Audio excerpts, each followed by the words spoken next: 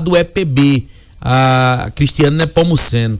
Cristiane, muito bom dia, seja bem-vinda. Qual o balanço que a do EPB faz, né, do movimento grevista que encampou durante aí pouco mais de 2 meses? De fato, houve um avanço, a greve surtiu um efeito prático aí para os professores da Universidade Estadual da Paraíba? Muito bom dia, seja bem-vinda. Bom dia Valderido, bom dia Marcos, bom dia para todos e todas que nos escutam. Agradecer a vocês o espaço, muito importante para que a gente faça essa conversa, né, de final de ano, pensando nessa perspectiva do que resultou a nossa greve, né, o que, como você falou concretamente, nós conseguimos avançar, né, porque avançar num primeiro momento, né, porque a nossa pauta, ela era uma pauta que tem itens dessa pauta que a gente vai precisar continuar negociando a longo prazo, e diz respeito à lei de autonomia da UEPB, que é o nosso bem mais precioso, né, e que ano a ano a gente vem vendo essa lei sofrendo, como é que eu diria, com a perspectiva de compreensão que não é comum às partes diretamente envolvidas, né, aquela disputa de narrativas que a gente conhece tanto. Mas foram 73 dias de greve, né, com uma divisão interna muito grande, vocês devem ter acompanhado, inclusive o final da nossa greve foi bem conturbado. Eu assumi a diretoria da UEPB no dia 1º de dezembro, e num momento já muito complicado, difícil. Nossa greve acabou no dia 5 de dezembro, a meio de muita disputa, né? E essa disputa maior diz respeito exatamente à compreensão do quanto a gente havia avançado nessa pauta, né? Para muitas pessoas, inclusive dentro da UEPB, é difícil entender que essa pauta de negociação nossa, ela poderia e vai continuar acontecendo sem greve, sem um movimento grevista, né? Que é a grande discussão sobre sair ou não sair da greve. E aí, exemplo, a nossa maior conquista dessa greve é a instalação de uma mesa permanente de negociação com o governo do estado, cuja primeira reunião nossa já está pré-agendada para o dia 28 de janeiro. E aí, o primeiro item da discussão da nossa pauta é sobre a pauta dos aposentados e das aposentadas da UEPB e as questões previdenciárias, porque na UEPB, os nossos aposentados, eles não estão dentro da nossa folha, e a PBPrev, ela tem uma dificuldade, que é isso que a gente quer sentar e negociar, que ela vai estar presente nessa primeira reunião, porque essa dificuldade em garantir a paridade dos aposentados em relação à carreira dos ativos, né? A paridade é tudo que acontece na carreira dos ativos deve acontecer no salário dos aposentados, em compreensão de que eles têm direito, quem ingressou até 2003 na carreira pública, a esse direito de trato igual na sua remuneração. Então, a nossa avaliação enquanto diretoria, enquanto movimento, né, parte significativa desse movimento, é que nós conseguimos avançar na pauta do concurso público, né? A gente garantiu a convocação a publicação de um edital com 50 vagas agora no segundo semestre de 2026, isso é muito importante para a gente, porque a gente tem um número de professores substitutos muito altos. Concurso para professor, no caso, do segundo semestre de 2026. Isso, no segundo semestre. Nós temos um concurso que ainda tem, que aconteceu em 2023, que ainda tem 21 professores que podem ser convocados. Então, nós a garantia da convocação desses professores, desde que os departamentos tenham a demanda para esse professor que está na espera. Digamos, ele tem os concursos dentro da universidade, eles são para assumir conteúdos específicos. Então, eu tenho uma vacância para aquele conteúdo, então esse professor vai ser convocado até outubro que é a validade desse concurso, até outubro de 2026. E nós conseguimos uma grande desejo nosso, que é o que a gente chama de concurso por banco de equivalência. O que é isso? Eu me aposento, Cristiane, então automaticamente meu departamento pode convocar um concurso para me substituir. Qual é a nossa realidade hoje? Eu me aposento e a universidade contrata um professor substituto para assumir a minha carga horária de sala de aula. Então a gente foi nesse crescente de professores substitutos que hoje a gente diz que é substituto de ninguém. Por que é substituto de ninguém? Porque o professor substituto, ele substitui a licença maternidade, uma licença saúde, uma licença capacitação de um professor. Então, a função do professor substituto é essa, é substituir alguém. E quando ele substitui alguém que não está mais na instituição, ele está substituindo ninguém. E aí isso para a gente foi uma grande conquista, né? Nesse processo também, a gente inclui as vagas por morte, que é o que a gente não deseja, mas infelizmente acontece, e as exonerações. Então isso também é uma grande conquista nossa, né? A infraestrutura, que era outro item nosso, é certo que não vai ser um ano bom, porque o orçamento que foi aprovado para 2026 não é o orçamento que a UEPB, a peça orçamentária que a UEPB planejou e enviou, é uma peça com cortes. Então a gente vai continuar nessa mesma peleja que vocês já conhecem, que a sociedade paraibana já conhece, que é de estar o tempo todo pleiteando suplementação para que a gente consiga viver com uma qualidade mínima, mas isso são questões que a gente quer nessa mesa discutir, que vai repercutir na lei de autonomia, né? Que nós temos ou não temos autonomia para pensar o tamanho do lençol que nos cobre. É essa questão que a gente precisa lá, e essa mesa foi instituída. E além disso, a gente tem uma série de itens da nossa pauta que nós vamos levar a cada 15 dias ou a cada mês, porque tem itens dessa nossa mesa de discussão que dependem de estudos, né? E aí esses estudos envolvem técnicos. Exemplo, a revisão do nosso plano de carreira e remuneração, né? Nós já temos um estudo acumulado, nós já temos uma proposta, uma minuta, é uma carreira que vai completar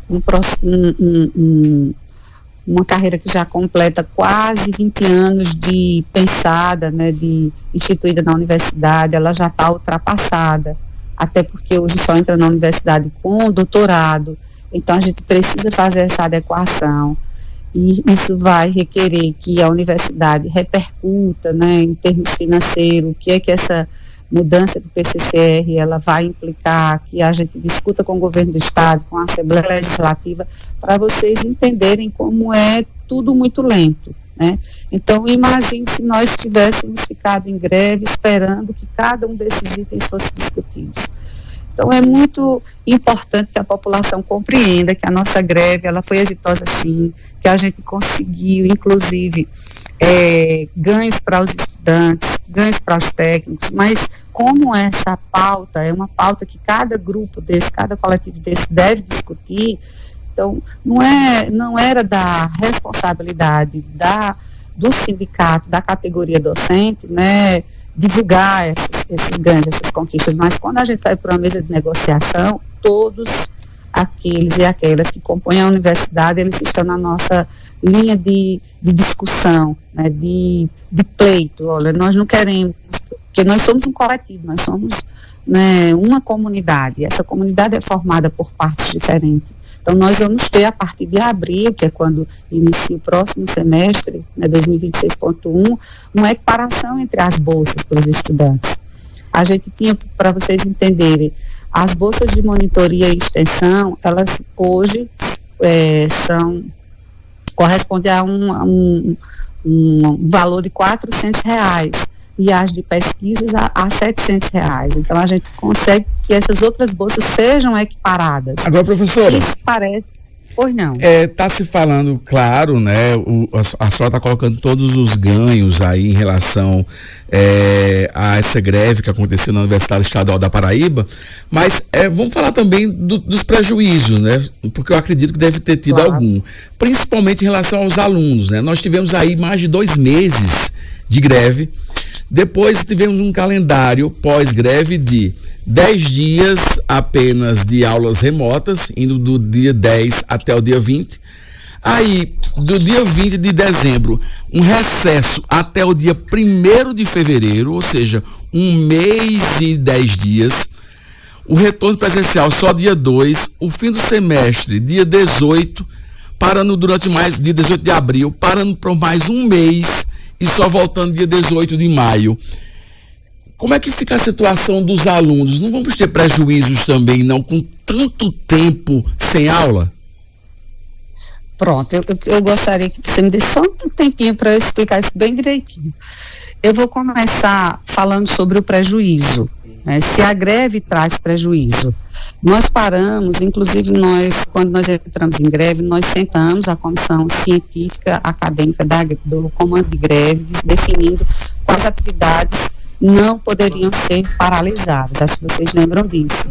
E todas as atividades que estavam relacionadas a instituições para fora da UEPB, como, por exemplo, as pessoas que trabalham nos cursos ou estudam nos cursos de enfermagem, de fisioterapia, de odontologia, os nossos estudantes de todas as licenciaturas que têm estágios que estão relacionados ao calendário das escolas, dos hospitais, clínicas, empresas, essas atividades elas não pararam. Efetivamente, o que mais a gente parou foram as atividades de ensino. Aí eu faço uma pergunta: é prejuízo para os nossos estudantes eles não terem acesso a uma série de itens fundamentais que fazem parte do processo de formação deles e que, com o orçamento que a gente tenha destinado, por exemplo, a custeio, que não melhorou muita coisa para o orçamento 2026 não, viu, mas melhorou, eles não terem acesso? Eles não terem acesso dentro de um laboratório, por exemplo, lá de bioquímica, a reagentes que são fundamentais para que eles aprendam a testar e a fazer um exame, lá nos cursos da gente de biomedicina. Então, a gente tem que discutir o que é prejuízo. Se não ter uma formação adequada, se a gente não poder oferecer esses alunos uma formação adequada, também não é prejuízo para eles. E, por incrível que pareça, esse prejuízo ele está muito relacionado ao tempo que esse estudante vai permanecer na universidade. Por exemplo, os estudantes que se sentem mais prejudicados são os estudantes que tinham a conclusão do seu curso para esse semestre 2025.2. Mas o que acontece nesse processo? É que eles podem pedir antecipação de conclusão de curso, passando em concurso público, ingressando em um mestrado, né, uma pós-graduação, sendo contratado por uma instituição cuja contrato depende da conclusão do curso dele. Essas pessoas não foram prejudicadas, elas pediram antecipação de curso delas e elas conseguiram se formar. E aí, educação é uma das profissões, é uma das áreas de atuação que a greve não prejudica, à medida que todas as atividades são repostas.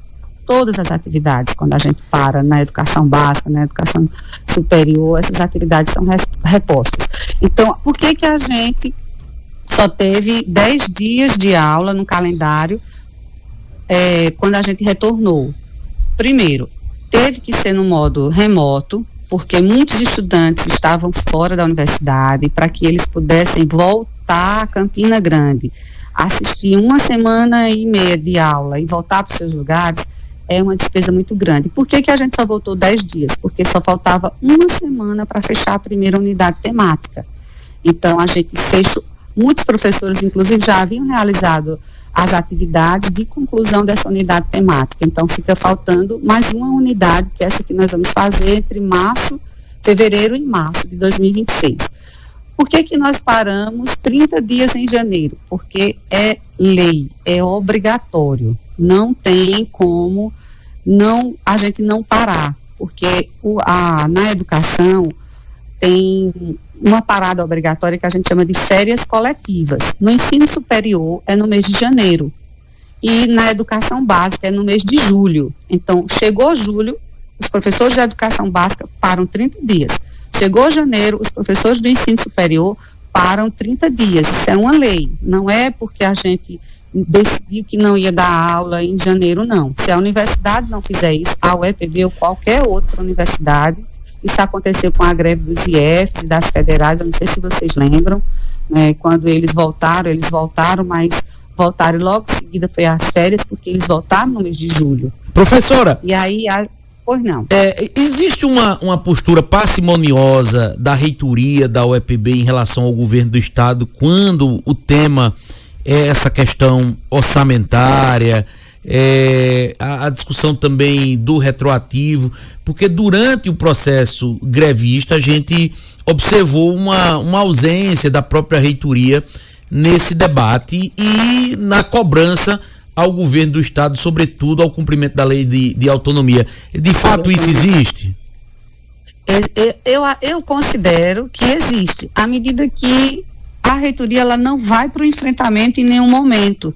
Ela não vai a público, por exemplo, concordar com que nós, a categoria docente, né, vai a público, como a gente está indo agora, falar sobre a nossa situação. Em nenhum momento. Isso é uma política, isso é uma atitude que diz respeito a quem gesta a universidade, não ir para esse enfrentamento. Aí você vê que essa situação nos colocou nesse jogo de narrativas que cada um dizia algo que, por exemplo, nós docentes fazíamos uma série de denúncias, o governo do estado contrapunha contando a versão dele dos fatos, e o que a administração da universidade fazia? Nada, ficava calada, né? E por mais que a gente fosse numa mesa de negociação e pedisse que a universidade alinhasse conosco no discurso, que ela confirmasse o que a gente denunciava, o que a gente afirmava, né? Isso não aconteceu em nenhum momento. E provavelmente não vai acontecer, porque isso é uma decisão de condução dessa gestão, de como é que ela compreende que esse enfrentamento deve ser feito. Se ela considera que para ela é mais importante calar à medida que ela pode, por exemplo, negociar as suplementações com o governo do estado, isso é uma decisão deles. Mas para a gente é importante, para que vocês entendam essa mesa, como é importante a gente poder sentar governo do estado, professores e quando for a ocasião os estudantes e quando for a ocasião os técnicos com a reitoria da universidade e dizer, muito bem, o cenário é esse. E agora, como é que nós vamos resolver essa situação? Aí, entre nós, não vai ter mais como eu contar uma versão da história, eles contarem outra e a administração da universidade conta outra história. Mas que foi muito ruim para a gente ficar sozinho nessa história, contando uma versão que o governo do estado rebatia todo o tempo. A gente dizia, o orçamento da universidade é descumprido, o governo do estado dizia, é cumprido. E aí é cumprido porque, na perspectiva deles, eles cumprem o que está estabelecido na lei de autonomia, porque eles fazem uma interpretação própria dessa lei. E aí a universidade tem uma outra interpretação que mostra que os cálculos devem ser baseados, por exemplo, em outros índices de referência, o que vai dar essa disparidade. E aí a gente, sentando junto, a gente vai dizer, e agora? Primeiro, essa lei está ultrapassada, a universidade, hoje é muitíssimo maior do que quando essa lei foi pensada, inclusive 3% não é mais suficiente para que a UEPB continue desenvolvendo as atividades que ela precisa desenvolver, porque ela é uma universidade de referência. A gente viu nos últimos meses do segundo semestre o quanto a universidade foi pautada, o quanto ela conseguiu mostrar com as pesquisas que ela desenvolve a sua importância, a sua grandeza científica. Então a gente precisa que esse orçamento seja cumprido. 3% é suficiente? Não é mais. Perfeito. Então, essa discussão, ela vai ser muito importante e a gente quer que vocês sejam parte desse processo, porque vocês alcançam os lugares que nós não alcançamos. O programa de vocês agora está sendo ouvido por muitas pessoas em muitos lugares, inclusive fora de Campina Grande, e é importante que as pessoas conheçam esses detalhes, desses impasses, né, e disputas, porque são disputas, e aí dentro da universidade a gente vai ter vários grupos. Vamos sim, professora, vamos seguir acompanhando, porque é de interesse público o que vem acontecendo com a nossa Universidade Estadual da Paraíba. Obrigado por sua participação hoje aqui na Rádio Arapuã, viu? Querido, eu que agradeço. Um bom ano para vocês, um bom ano para todos nós, seja mais tranquilo, de mais paz e mais êxito e muita saúde para todos nós. Amém. Um abraço grande e fiquem na paz. Amém para todos nós.